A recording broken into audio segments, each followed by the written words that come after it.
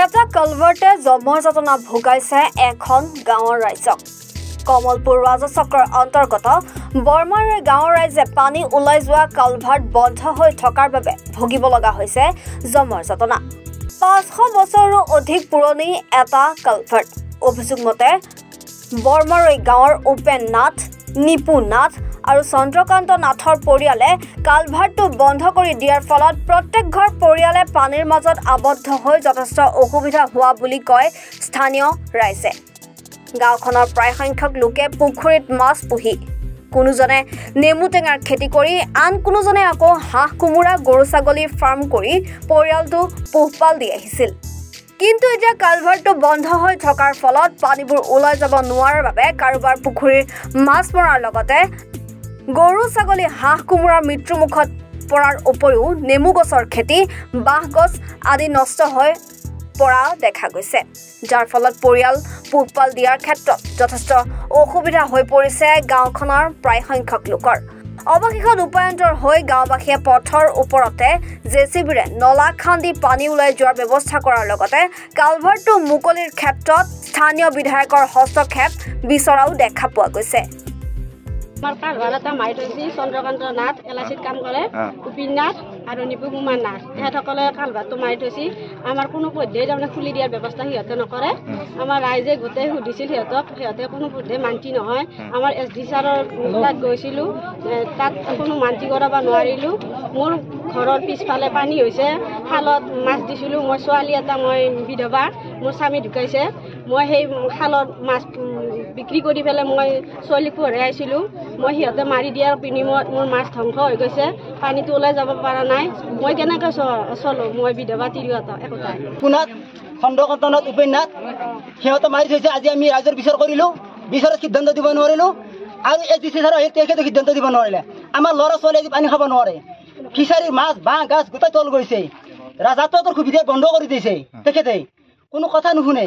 তেখেতক আমি বহুতবাৰ বাৰম্বাৰ অনুৰোধ কৰিলোঁ, DC ছাৰে অনুৰোধ কৰিছে পানী খুলিব দিয়ে, কোনো নামানে, কোনো কথা নামানে। তেখেতে ৰাইজৰ কথা নামানে, নিজৰ বলত, নিজৰ টকাৰ বলত গোটেইখিনি কাম সিহঁতে বলপূৰ্বকেৰে মুখখন বান্ধি দিছে।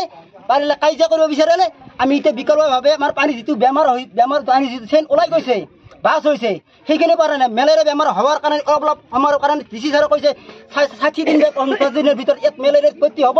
গতিকে পানী আপোনালোকে যেনেকৈ পাৰে নিজৰ মাটিৰে হ'লেও, ৰাস্তাৰে হ'লেও, ক'বাৰে হ'লেও ওলাই দিয়াৰ কাৰণে প্ৰশাসনক কি অনুৰোধ জনাব? এতিয়া প্ৰশাসনক কি অনুৰোধ জনাব? অনুৰোধ জনাইছোঁ, আমাক যেন কালভাৰ্টটো খুলি দিয়ে, তেখেতক আমি অনুৰোধ জনাইছোঁ। 9 বছৰীয়া কালভাৰ্ট এটা চন্দ্ৰকান্ত নাথ আৰু উপেন নাথ আৰু নিপু কুমাৰ নাথ, তেখেতসকলে আজি 3 বছৰ ধৰি কালভাৰ্টটো বন্ধ কৰি থৈছে। আমি ৰাইজৰ ফালৰ পৰা বহুত তেখেতসকলক অনুৰোধ কৰিলোঁ, মিটিং কৰি পেলাই তেখেতসকলক অনুৰোধ কৰিলোঁ। তেখেতসকলে কোনোদিনে কালভাৰ্টটো খোলাৰ এটা ডিচিশ্যন নলয়। যেতিয়া পানীটো 3 বছৰ ধৰি বন্ধ হৈ আছে, বন্ধ হোৱাৰ পৰিপ্ৰেক্ষিতত আমাৰ এই যি আমাৰ গৰু পশুধন আছে, আমাৰ ফিচাৰী আছে, বাঁহ বেতবোৰ আছে, গোটেইবোৰ শেষ হৈ গৈছে। তাৰপিছত আকৌ পানীবিলাক যেনেকুৱা এটা গোন্ধ এটা হৈছে, ল'ৰা ছোৱালী বা আমাৰ গোটেইখিনি মানুহে বেমাৰত ভুগিব লগা হৈছে। দমকলৰ পানী খাব নোৱাৰি। সেইকাৰণে আমি DCৰ ওচৰত গৈছিলোঁ, SDCৰ ওচৰত গৈছিলোঁ। তেখেতসকলে কোনো এটা সুমীমাংসা আনিব নোৱাৰিলে। SDC আহিছিলে, আহি পেলাই কৈছিলে যে এইটো কালভাৰ্ট মেলেৰিয়া হ'ব, এই পানীখিনি একদম দূষিত হৈ গৈছে, আপোনালোকে এইটো খোলাৰ ব্যৱস্থা কৰক, আপোনালোকে এতিয়াই খুলি দিয়ক। তেতিয়া তেখেতে কৈছিলে মই খুলিব নিদিওঁ, মোৰ নিজৰ মাটি, মই খুলিব নিদিওঁ, মোৰ পতাৰ মাটি, আপোনালোকে কি কৰিব? তেতিয়া আমাৰ এজনে কৈছিলে যে আমি কালভাৰ্টটো আমি পাইপ হ'লেও দিম, এজনে কৈছিলে। তেখেতৰ কথা ৰাইজে একমত নহয়। তাৰপিছত আমি কি কৰিলোঁ, DCৰ ওচৰত গ'লে DCয়ে ক'লে বোলে আপোনালোকে এতিয়া পতাৰ মাটি, আমি তেনেকুৱা এটা কৰিব নোৱাৰোঁ, আপোনালোকে ৰাইজে সিদ্ধান্ত এটা কৰক।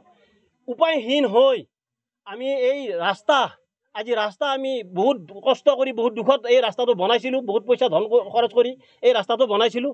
আজি উপায়হীন হৈ সেই ৰাস্তাটোৰ মাজেৰে আমি পানীখিনি ওলোৱাৰ কাৰণে ড্ৰেইন ব্যৱস্থা কৰিলোঁ। গতিকে মুখ্যমন্ত্ৰী মহোদয়ক অনুৰোধ জনাওঁ আৰু আমাৰ বিধায়ক মহোদয়ক অনুৰোধ জনাওঁ